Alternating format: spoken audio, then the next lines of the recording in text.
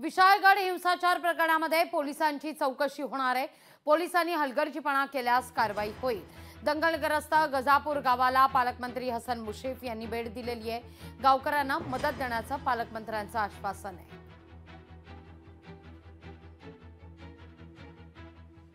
एवढी तोडफोड झाल्यानंतर देखील त्याला सुरक्षितपणे का पाठवलं गेलं आणि त्याच्या आधीच ही घटना घडायच्या आधी 8 दिवस ते ह्या भागामध्ये होते अशी देखील माहिती मिळते।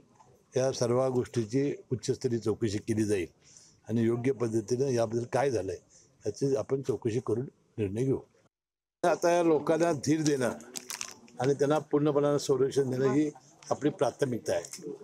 आता हे लोकांचं जीवन पूर्वपदावर कसं येईल यासाठी शासन प्रयत्न करते आणि त्यांच्या मनात जी भीती बसलेली आहे ती भीती दूर करणं आणि शासन हे तुमच्या मागं आहे हे ठामपणाने सांगणं हे काम पहिल्यांदा आपल्याला करावं लागेल। कलेक्टर साहेबांनी जे पहिलं जे पंचनामे केले होते ते 2 कोटीच्या वर होते, आता 1.5 कोटीच्या वरती याची काहीतरी नुकसान भरपाई झालेली आहे असं त्यांनी सांगितलं।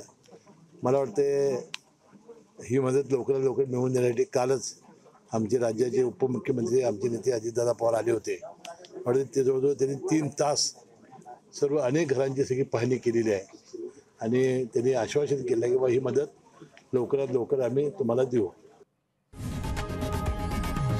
लोकशाही मराठी ऐका, पहा, जागरूक रहा।